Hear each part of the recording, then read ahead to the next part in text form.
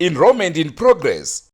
Enroll now at Washington Hills Junior and Senior Schools. We are located 20 kilometers from the capital city of Harare along Bulawayo Road. Here at Washington Hills Junior School, we have two curriculums, which are ZIMSEC and Cambridge, with our first Cambridge group writing next year. We also engage in different sports, which include volleyball, netball, swimming, and tennis. Join us here at Washington Hills Junior School and experience the best time of your life. So just imagine an institution sited in a very salubrious environment where education is catered for adequately. That is what I'm saying, Washington Hills. Don't forget, we offer boarding facilities for both primary and secondary levels. Hurry now for the limited spaces available.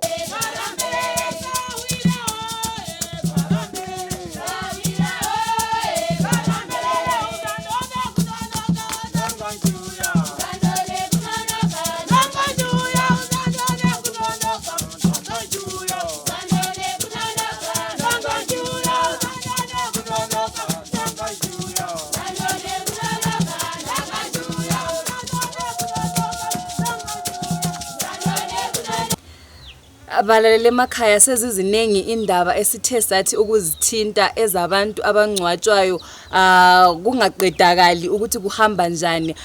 Nthemba liyakhumbula seMondoro sake saliphathela indaba eyomntwana owayethwa ufile kodwa eseboxini kwakuzwakala umntwana echaya iboxi. Asalinikeza njalo indaba semvurwi eyomuntu wayefile futhi lakho kungaqedakali ukuthi kuhamba njani, okutshengisela ukuthi kwesinye isikhathi abantu lisuka lingcwabe umuntu mhlawumbe ephila singazi. Vatereri tine nyaya dzakasiyana-siyana dzatati taita dzinoratidzira kuti dzimwe nguva vanhu vatinoviga dzimwe nguva vanenge vari vapenyu. Tine nhau yatakamboita kuMondoro yemwana airovarova boxi asi zvichinzi afa. Zvaifamba sei? Zvinenge zvichifamba sei kana munhu achinzi afa pozonzwika zvekare achirovarova boxi? Dzimwe nguva tinonzwa kuti azovigwa akashama muromo, dzimwe nguva maziso akavhurika. Hatisi kunyatsonzwisisa kuti chii chinenge chinyatsotora nzvimbo. Tinokukwazisai vatereri kusangana nhasi zvekare mune chimwe chirongwa. Tiri kuno kwaBhora kwatiri kusangana nenhau inoda kuita kwakufanana, inoda kuita kakurerekera pane idzo dzandati ndataura dzemurume ari kunzi akawanikwa akafa. Asi mushure mekuti azoendeswa kuchipatara akaiswa pamadrip akazomuka. Asi alibingelela valalele emakhaya ikuhlangana njalo namhlanje kolunye uhlelo amalanga eqhubeka ke esiya phambili. Sikhona pha ke koBhora lapha esihlangana khona lesenzakalo esimangalisayo esingasizwisisiyo ukuthi sithi kuhamba njani kahle kahle esikababa owatholakala efile. Abakibo abemuli abambonayo balesiqiniseko sokuthi wayefile, kodwa ke andubana isihanjiswe esibhedlela wafaka kuma drip ubaba watholakala ephila. Tinokupha izve vemhuri hama vanga varipo vachitsanangura kuti chii chakambotora nzvimbo zvainyatsofamba sei. Rangu zita ndinonzi Tadiwa Nashekutama uMandlovu and especially njengansuku zonke ke siyalikhuthaza ke ukubana lisubscribe to YouTube channel yethu Drewmas Media.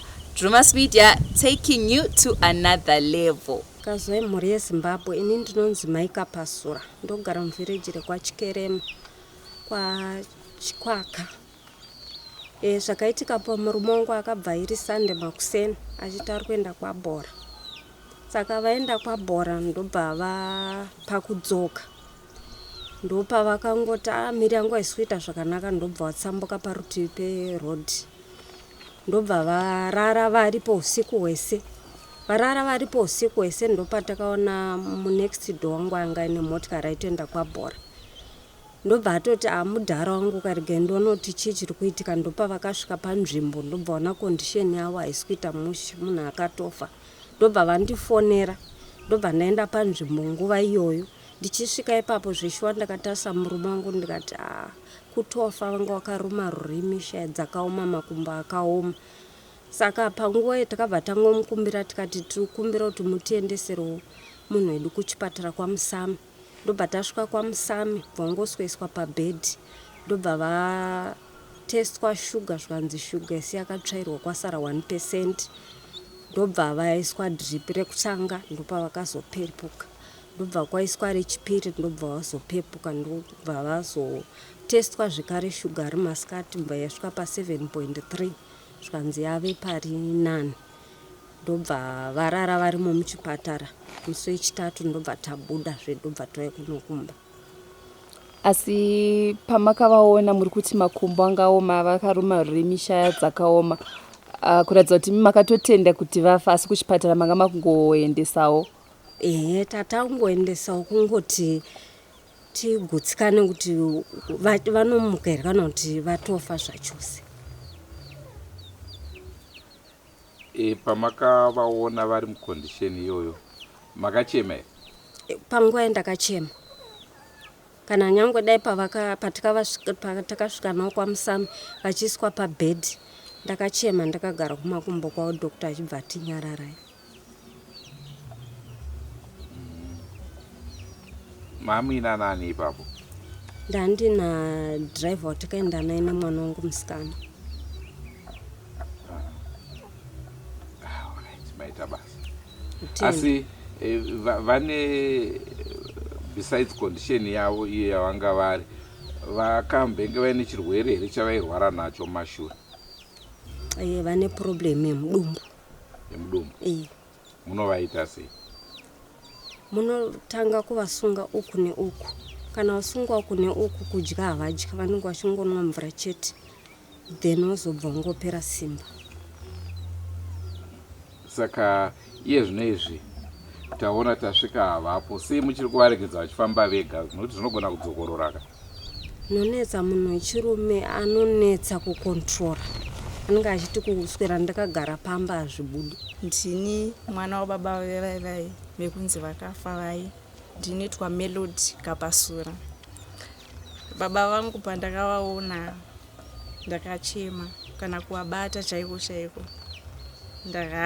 Ndaitya kuwabata nekuti zvanga zvakaoma.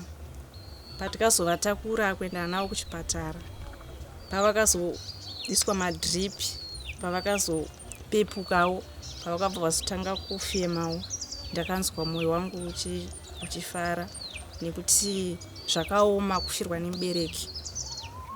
Ndinoda kungotenda Mwari kuti Mwari akandichengeterawo baba vangu kusvika pari zvino. Ndinongoti Mwari agokwanisa kuramba achivachengeta kuzosvikawo ndazobatochi vana vangu. Zvakaitika rini? Tikunzoti vakaita sevafa iri Sande, kuzomuka kwavo yanga yamandi. Kumuka kwavo patikasvika musi weSande wacho, pavakasvongoiswa madripi, ndipo pavakabva vazomuka. Vakamuka iri Sande yacho.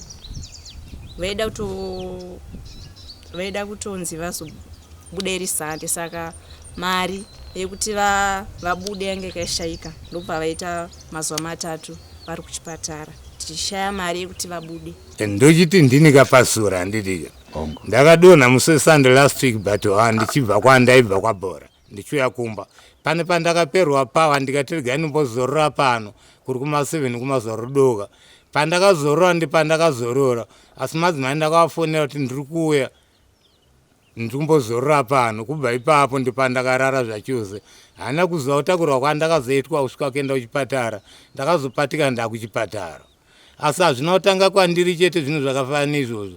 Ndinotarisa kunge pafamily pangu kana mwana wangu wacho ari form 3 ane dambudziko iroro, unongonzi adonha kuchikoro ozotakurwa nebhara kuya kumba.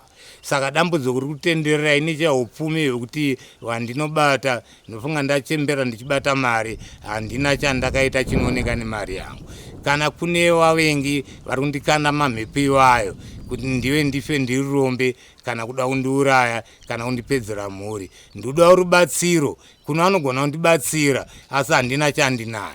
Balaleli emakhaya yilo-ke uhlelo ade siliphathele lona. Nithemba-ke lizizwele kuchasiswa ukuthi kwahamba njani. Abantu bakhala bafika kuzinga lokuthi bakhala sebecabangela ukuthi ubaba akasekho usebachile, kodwa-ke siyabonga-ke abesibhedlela abayenelisa ukubana befake ubaba kudrip. Ubaba wayenelisa ukubana ebe esinda ephila. mubatsirikile vateereri. Ndochirongwa chatanga takuunzirai muzuva ranhasi. Ndinofunga mazvinzwira muri vemhuri vachitaura pamwe chete nababa vachitaurawo zvakaitika, vachitsanangura zvekare mamwe matambudziko avari kusangana nawo semhuri. Vataura kuti zvekudonha izvi hazvisi kuitika kwavari bedzi, asi vane mwana wavo musikana form 3 zvinotoitikawo kana ari kuchikoro osvika panodonha. Takuuya kwamuri ke imimi vanobatsira, vari kukumbirawo kuti muvabatsire. Vanobatsira tinokumbira kuti muuye muchibatsira. seDrewmas Media tinokukurudzirai kusubscribe to our YouTube channel. Semazuva ose rangu zita ndinonzi Tadiwa Nashe Kutama umandlovweni ospecially lisale. Goodbye my friends. Goodbye my friends. Wakamboonana tichazoonana nerimwe zuva hama dzangu. Goodbye my friends. Goodbye my friends. Wakamboonana ticha